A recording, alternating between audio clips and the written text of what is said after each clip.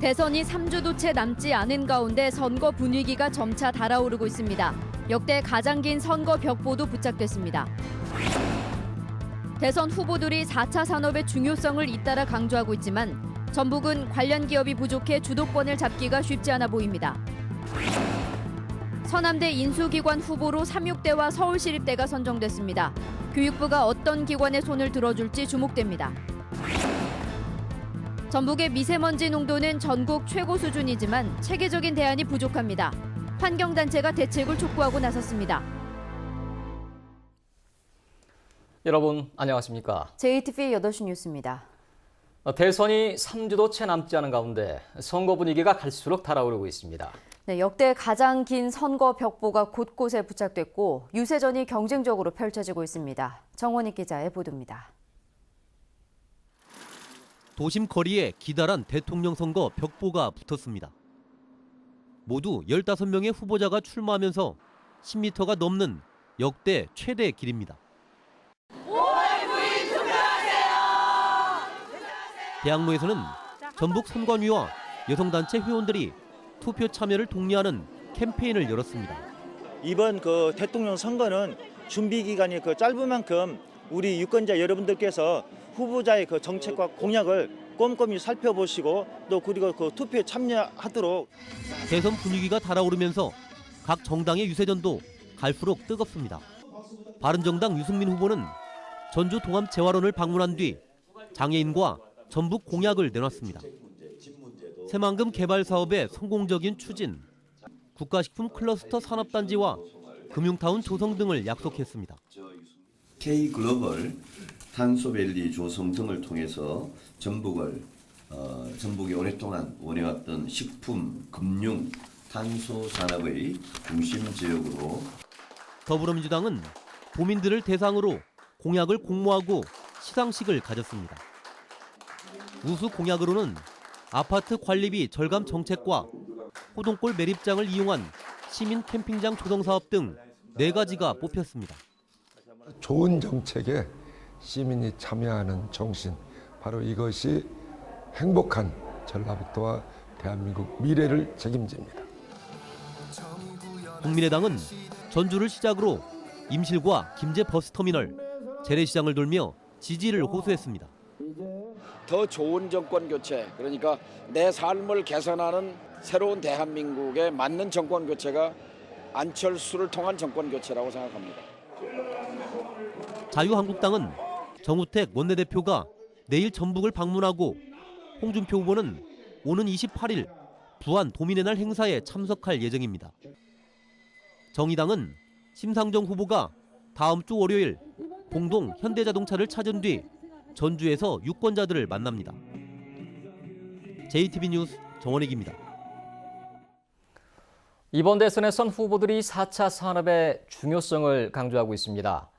하지만 전북엔 4차 산업과 관련된 기업이 부족해서 주도권을 잡기가 쉽지 않습니다. 김철 기자가 보도합니다. 온실내 이산화탄소와 온도, 습기 등을 센서가 알아서 감지하고 조절하는 스마트 농장입니다. 4차 산업혁명으로 분류되는 스마트 농장은 전북의 주력 과제인 농생명 산업을 통해 빠르게 발전할 수 있습니다. 새만금은 상용차 자율주행의 시험 도시로 자주 거론됩니다. 이 때문에 문재인 후보와 안철수 후보는 전북을 4차 산업의 좋은 후보 지역으로 평가하고 있습니다. 멈춰버린 성장 엔진을 되살리고 미래 성장 동력을 육성할 것입니다. 전북 경제 살려내겠습니다. 우리 전북의 일자리도 제가 해결하겠습니다. 4차 산업 혁명 시대 미래 이끌겠습니다. 대한민국을 세계 최고의 혁신 국가로 만들겠습니다. 전북이 4차 산업에 좋은 기반을 갖췄지만 최대 수혜주가 될 가능성은 크지 않습니다. 관련 기업과 인재가 많지 않아 산업 활성화에 한계를 드러내고 있습니다. 대형 기업들이 있어야 거기에 대해서 이제 산업이 커가는데 그렇지 않기 때문에 많은 인력들이 거의 한 80% 가까이 인력들이 이제 도외로 수도권 쪽으로 갈 수밖에 없는 그런 게 아쉬운 것이죠. 드론이나 사물 인터넷, 인공지능 알파고로 유명해진 4차 산업은 낙후된 지역 경제를 견인할 좋은 기회입니다. 유력한 대선 후보들이 전북의 4차 산업 기반에 호의적인 만큼 부족한 기업과 인재를 유치하는 작업이 시급해졌습니다. JTB 뉴스 김철우입니다. 한미 공군이 군산기지에서 첨단 항공 전력이 총출동하는 맥스선더 연합훈련을 실시하고 있습니다. 북한의 잇따른 핵 미사일 도발에 한반도 안보 위기가 고조되고 있는 상황이어서 높은 관심을 모으고 있습니다. 보도에 김진형 기자입니다.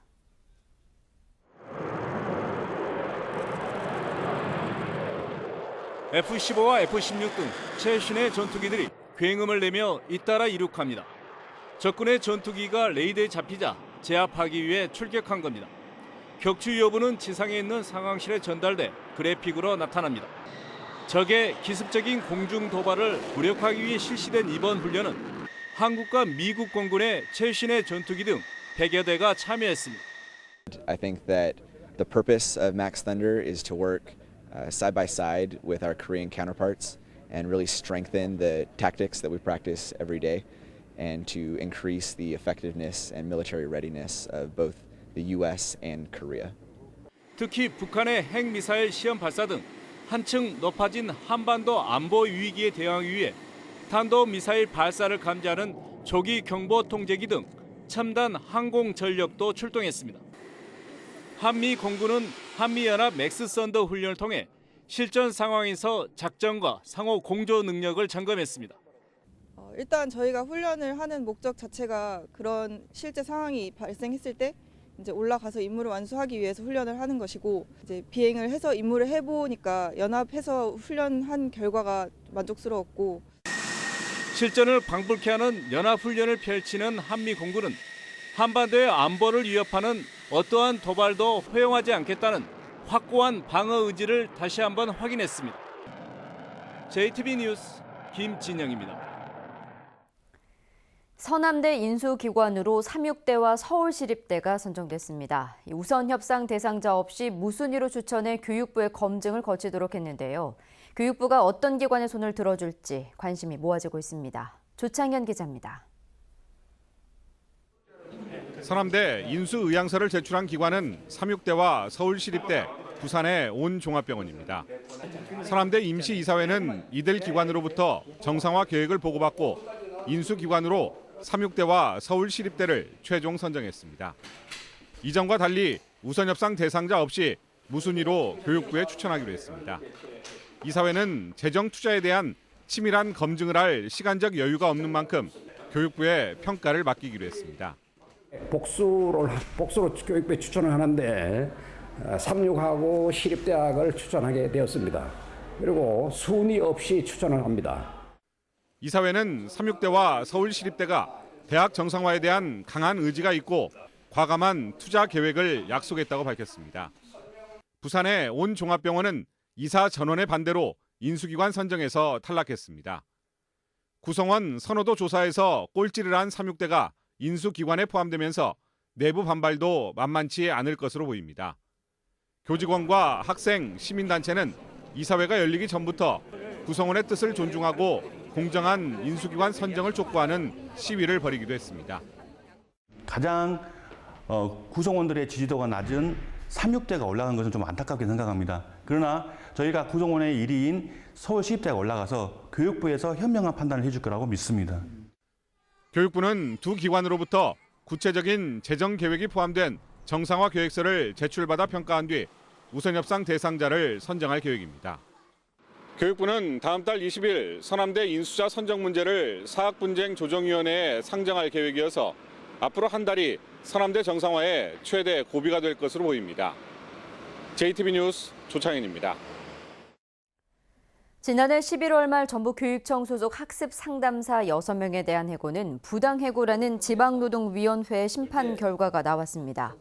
전국 학교 비정규직 노조 전북지부는 오늘 기자회견을 열고 도교육청으로부터 해고된 학습 상담사 6명이 제기한 부당해고 구제 신청에서 이들의 해고는 부당하며 30일 내 원직 복직과 해고 기간 동안에 임금을 지급하라는 지방노동위원회의 판결이 나왔다며 학습 상담사를 즉각 복직시키라고 요구했습니다. 이에 대해 전북교육청은 지방노동위원회의 심판 결과를 수용할 수 없다며 중앙노동위원회에 항소하겠다고 밝혔습니다. 전북의 미세먼지 농도는 전국 최고 수준입니다. 문제가 심각하지만 체계적인 대책이 부족해서 환경단체가 대책을 촉구하고 있습니다. 주혜인 기자가 보도합니다. 미세먼지가 하늘을 뿌옇게 뒤덮었습니다. 연일 이어지는 미세먼지에 산책을 나온 시민들도 눈에 띄게 줄었습니다. 운동하러 나오면 이제 아무래도 미세먼지가 있어서 목도 칼칼하고 눈도 조금 따갑고 한데 전북의 미세먼지 농도는 전국 최고 수준. 올해 들어 발령된 미세먼지주의보만 벌써 6번째입니다.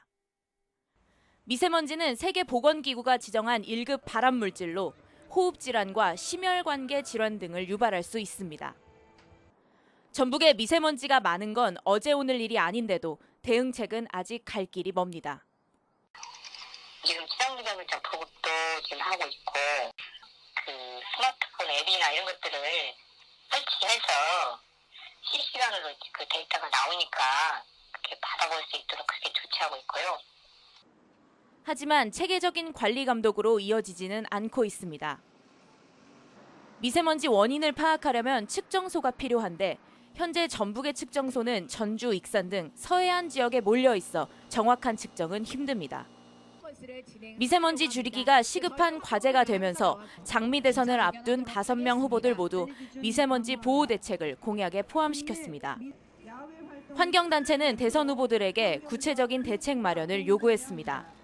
어떻게 무엇 때문에 오염원이 이렇게 높은지 아직 알지 못하고 있는 상황인데요. 여기에 대한 구체적인 원인을 규명할 수 있는 노력들 그리고 연구들이 좀 필요하지 않을까라는 생각입니다.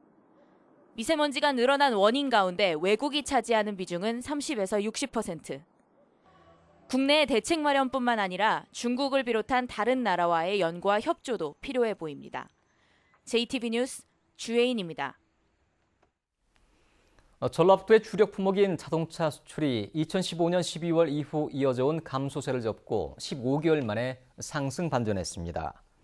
한국무역협회 전북지역본부에 따르면 지난달 도내 자동차 수출은 8,900만 달러로 지난해 같은 때보다 4.3% 증가해 도내 수출 1위 품목에 복귀했습니다.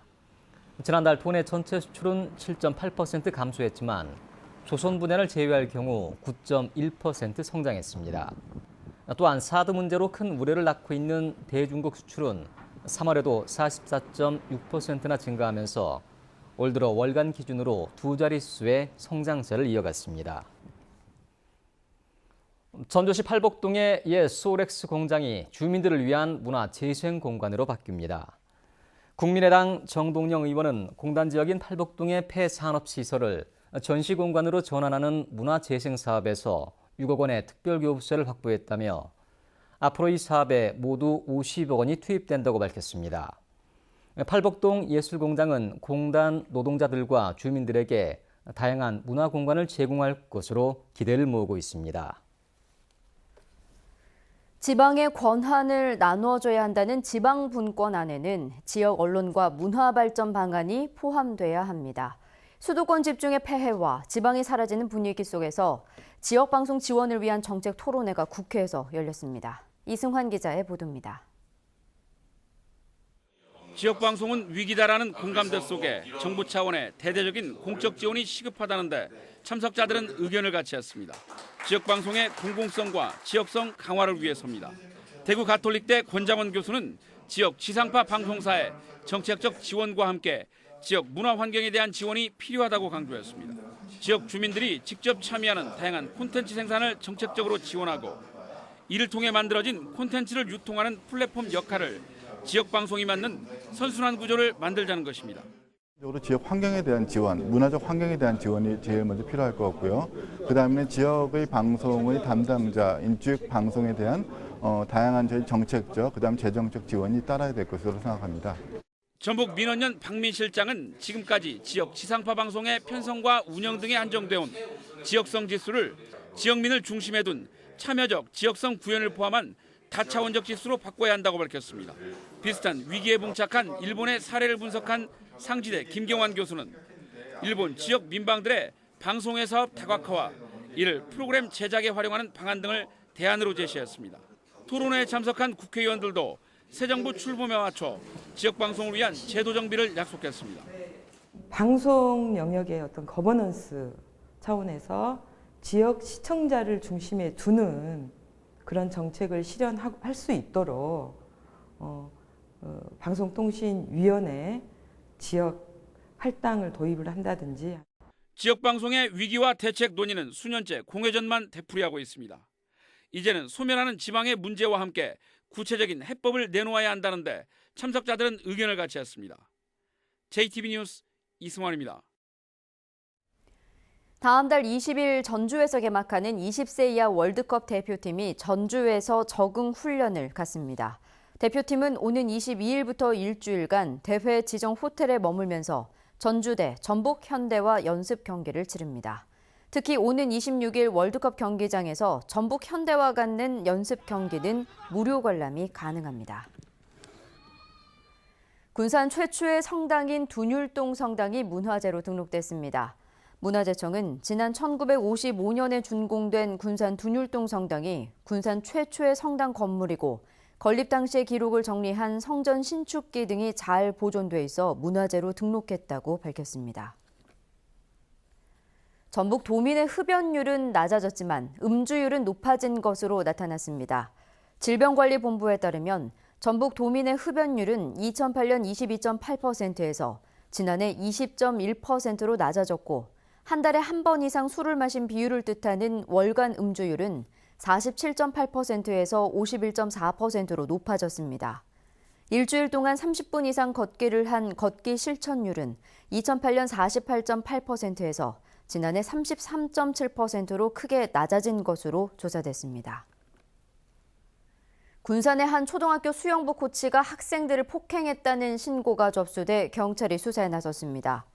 군산경찰서는 군산의 한 초등학교 학부모들이 수영부 코치 A씨가 학생 10여 명의 머리와 발 등을 수차례 때렸다고 고소함에 따라 A씨와 학생들을 상대로 실제 폭행이 있었는지를 조사하고 있다고 밝혔습니다.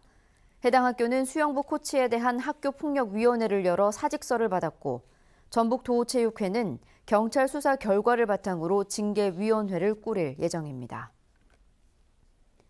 전주지법 제2형사부는 10대 의붓딸을 상습적으로 성폭행하고 추행한 혐의로 기소된 34살 A씨에게 징역 5년을 선고했습니다. 또 80시간의 성폭력 치료 프로그램 이수를 명령했습니다.